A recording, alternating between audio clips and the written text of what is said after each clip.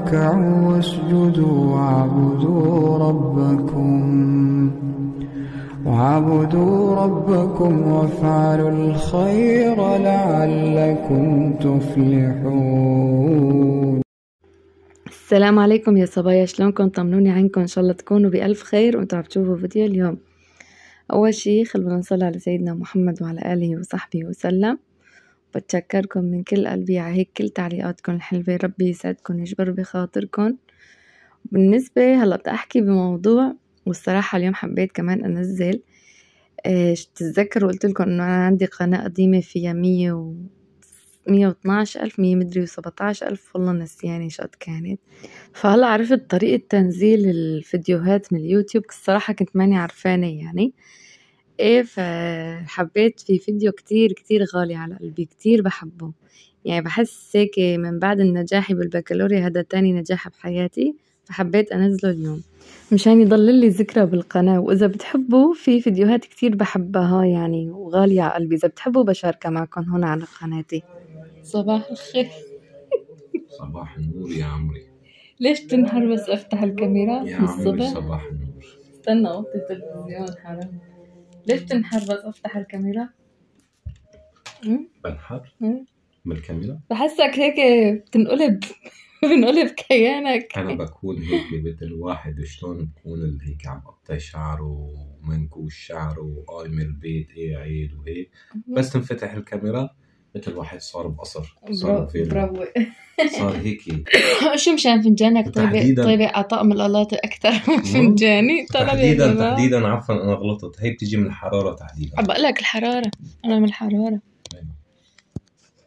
شوفوا لكم شغلة، طلعوا صوت هذا الشيخ ما عليه حقوق. صوت هذا الشيخ كتير بحبه، كتير كتير بحبه جد، فيه سكينة يعني. على فكرة اسمه اسم جدي، تمام، اسمه محمد هشام جدي. طبعا هشام موكل نيته، هو اسمه محمد هشام كذا.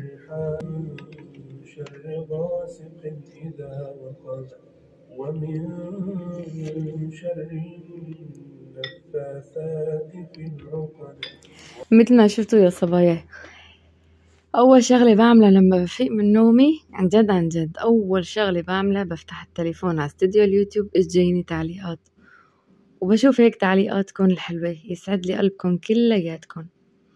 فهون أنا عم بتفرج على التعليقات، سبحان الله، إذا بقلكم ما بتصدقوا، أنا يعني الحمد لله رب العالمين بالنسبة لقناتي هي الروتين، يعني كتير مقتنعة بهيك الصبايا اللي عندي، بحس إنه هذا جمهوري، هذا الناس اللي بتحبني عن جد، عرفتوا؟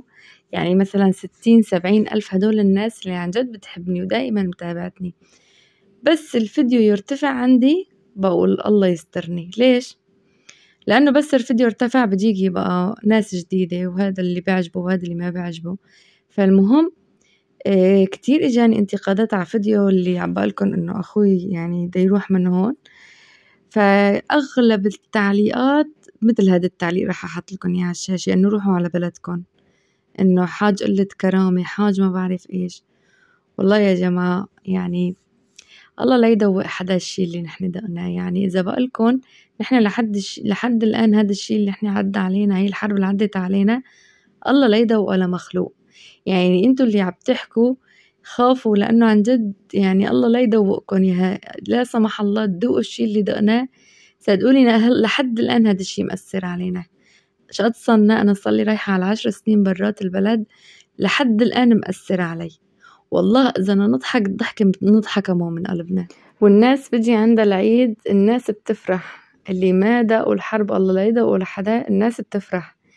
نحن بنبكي وأهاليتنا بسوريا بيبكوا، وبتلاقونا يعني عم نشوح ومنوح ليلة العيد وأول يوم العيد، وعم نبكي ومندقدق لأهاليتنا. فيعني نحن مو بكيفنا طلعنا ومو بكيفنا باركين. هلأ نحن مو بكيفنا باركين. وعلى فكرة يعني أغلب العالم هون اللي انتوا اللي عم تقولوا لنا اطلعوا وقليلين كرامة ومن هالحكي هاد، أغلب العالم هون باركين يعني كمالة وقت، ما بعرف ايش بقولوا، يعني لوقت محدد، يعني ما ضلانين. أغلب العالم عم تطلع، الناس كلها يعني كل الخلق ما حدا ضلان، لا أنا ولا الخلق كلها ما حدا ضلان. الناس عم بتزبط وضعها، واللي عم بسافر برا واللي عم بنزل على البلد. يعني حتى لو نزلنا على بلدنا يعني أكيد يعني أهاليتنا عايشين، يعني ما رح نموت من الجوع وما رح يصير لنا شي. هي بلدنا بالأول بالأخير، هي بلدنا يعني. واللي عم بطلع لبرا بكون بوضعه ما بيحسن يرجع على البلد، عرفتوا علي؟ فيعني شو عم بدي أقلكن، حاج يعني والله حاج تزيدوها على قلبنا، حاج بكفي يعني، بكفينا اللي نحن هيك عدينا فيه واللي لحد الآن يعني الشي اللي عم نعدي فيه. بكفي إنه باركين ومهددين والاستقرار هذا بعمرنا يمكن ما بقى منحسه. والحمد لله على كل حال، وشكرا لتعليقك. وما بدي أقلك غير الله لا يدوقك اللي دقنا وبس. هلأ هون مثل ما شايفين يا صبايا، قمت لميت البيت ومسحت الأراضي أنا وبنتي سارة. بالنسبة كتير قلتولي ليش سارة يعني بتساعدك ما بتروح على المدرسة؟ سارة جوقة بكون الصبح بتنصرف الساعة 12:30 على البيت، أميرة بتروح الساعة 1. فالمهم يا جماعة حسنا البيت وخلصنا، وجيت بقى بدي أساوي عجة. سكرت الأبواب كلها مشان ما تدخل ريحتها لجوا، وحطيت البقدونس والبصل والثوم، قشرتهم كلهم فرمتهم فرمة ناعمة. وبعدين جبت حطيت 3 باقات، لأني 3 باقات طلع منهم يعني كبيت منهم شوي، عرفتوا؟ نقيتهم وغسلتهم وكبيت منهم، يعني طلعوا بكفوا ل8 بيضات. فحطيت 8 بيضات، حطيت معلقتين طحين والبهارات، معلقتين نعناع، ربع معلقة بهار، شوية فلفل أسود، شوية فلفل حمرا رش وملح وبس. وهيك هلأ بشيلهم وبقليهم. عن جدي هالأكلة هاي كتير سهلة، صح إنه بتطالع ريحة بس والله مو حيسة البيت ومسكرة الباب كلها. بعد ما يعني فاتحة هون الشباك جنبي، في منكم قلتولي إنه ليش ما بتفتحي الشباك بتخافي من القلي وهيك، إنه مشان الريحة. أنا بفتح الشباك عطار وما بعرفه مسكر، يعني بختنق. إيه يعني لو فتحت شباك إجباري بعد القلي بدأ ليف. فالمهم يا جماعة هون بعد ما هيك أكلنا وخلصنا ليفت وحطينا هيك أكل، والحمد لله رب العالمين على نعمة هيك هالنعمة، يعني الحمد لله دائما وأبدا. وهلأ هون جبت لكم المقطع اللي كتير حلو عن جد. هذا المقطع صار له 2 سنين، انتم متخيلين؟ يمكن هلأ اللي عم تابعني وبيعرف الفيديو رح ينصدم إنه هذا المقطع الحفلة 100,000 صار له 2 سنين. هون ما بتتوقعوا شقد كنت يعني فرحانة. بتعرفوا من بعد هذا المقطع بأسبوعين قناتي انضربت، عرفتوا علي؟ في ناس قال شو انتي بتفتحي قنوات وبتبيعيها. ما بدي أبرك أحلف لكم وأتحلف لكم، بس لو بيعها أنا القناة منين بجيب فيديو هذا مثلا؟ وبالنسبة لقناة جوزي مربوطة بقناتي هي الأساسية الروتين، يعني الإيميل نفسه قناة جوزي بتنفتح الإيميل بنفتح منه قناتين، قناة فرعية وقناة أساسية. كانت القناة الأساسية هي قناة جوزي والفرعية قناتي، لأنه جوزي تبعيته فتحتها كانت لسه قناتي ما مفتوحة، عرفتوا علي؟ فالمهم بعدين يعني انضربت هاي القناة، وهي القناة القديمة يعني من 100,000. الصراحة ما قصة انضربت، أنا اللي لعبت فيها، يعني باركي عم بظبط شغلات وكبست كبسة وتوقف الدخل عليها، يعني الفيديوهات كلها موجودة عندي. فبتعرفوا عم بتفرج عليه هون، يعني فيديوهاتي من 4 سنين كانوا فيها. إذا بقولكن يعني كل فيديو له ذكرى بحياتي عن جد، كل فيديو بتذكر يعني التفاصيل أنا اللي عم بصور فيها، إيش كانت أنا حالتي، إيش كنت معدية بوقت مثلا. كتير أيام ما أذكر لكم لحد الآن، يعني كتير أيام ما أذكر إنه أنا أكون يعني إذا بقولكم وصلاني معي، يعني أكون قبل ما أسجل لكم فيديو بيركي عم ببكي، يعني معدي علي هيك مثلا ظرف هيك بيركي عم ببكي فيه، بعدين أقوم وأصور وهيك أتشجع. والله العظيم يا جماعة يعني كل فيديو له هيك ذكرى بحياتي، سبحان الله. فيديوهات العيد وهيك، يعني فيديو وقت كان حمودة صغير وظهرت لكم إياه، كتير هيك سبحان الله لهم ذكرى كتير حلوة بحياتي. هون تعالوا أحكيكم الكواليس تبع هذا الفيديو تبع حفلة 100,000. هون كان وش الصبح، الولاد نايمين. هون كنت مجهزة عملت دونات وعملت مسخن فلسطيني وعملت يالنجي، عاملة كومة أكلات كومي وكلهم يعني مصورتهم. بس أنا إذا بدي أجيب الفيديو كامل طوله 20 دقيقة وفيديو قبله التجهيزات، يعني عرفتوا علي. هلأ إذا حبيتوا هذا الفيديو هيك شاركت معكم التفاصيل، يعني هيك فيديوهاتي القديمة اللي ما بيعرفها، إذا حبيتوا كتبولي نزلي يعني مقاطع من فيديوهاتك القديمة، بنزل بفرجيكم مقاطع الحلوة بفيديوهاتي القديمة وبحكي لكم هيك الكواليس شلون كانت. فهون يا جماعة كان وش الصبح ونمت لي يمكن 2-3 عم بجهز طول الليل وطول النهار. بالنهار أطلع على الشارع أشتري أغراض تلزمني، بالليل هيك.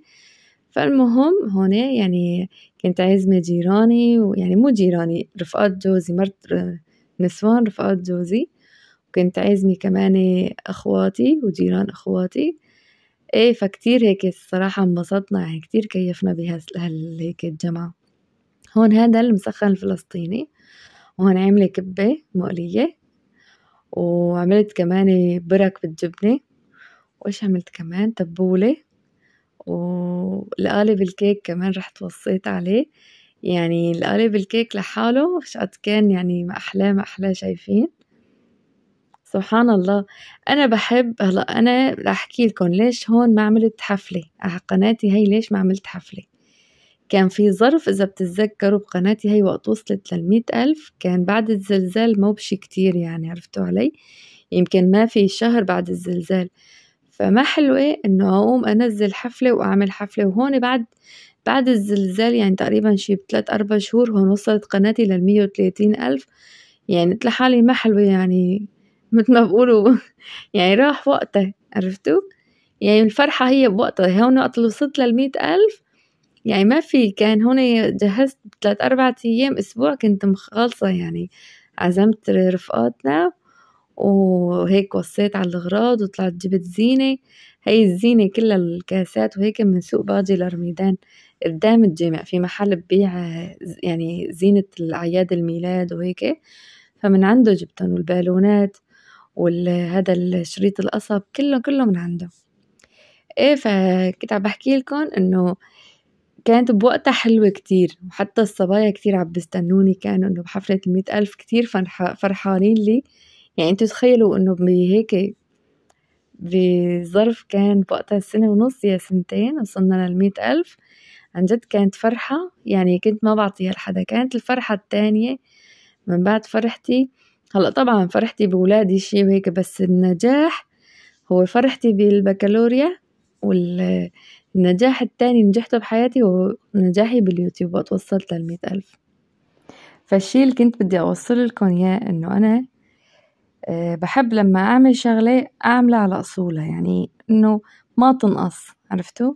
يعني بحب مثلا أعمل شغلات كتيرة هيك قصص هيك. فهلأ بهذا الوقت إذا بدي أقوم أعمل هيك حفلة، يعني بدي تقريبا أجهز لها، يعني تقريبا يمكن طبعا للمكونات تبعوتها والقصص بدي يعني شي 15 يوم وأكتر. وصاير فيني كل ما بدي أجي أعمل هيك يعني حفلة أو جمعة عبصير عنا شي قصة، عرفتوا علي. يعني مثل سافر أخوي، مثل حتى قبل ما يسافر كنا هيك معبوطين معه. قبله يعني شفتوا كان البيت وإنه بدي أطلع من البيت، عرفتوا علي. كل فترة عبصير عندي شي شغلة وبتلهيني وما بحسن إنه أعمل هيك حفلة. الحفلة الجاي إن شاء الله أكيد كلكم بتعرفوها، ما رح أقولها، رح زروا بالتعليقات، يعني إن شاء الله قريبة رح أعملها. بس ما عم بقولكم يعني شوية قلة فضاء إنه ما لسه ما عم بعمله لحد الآن.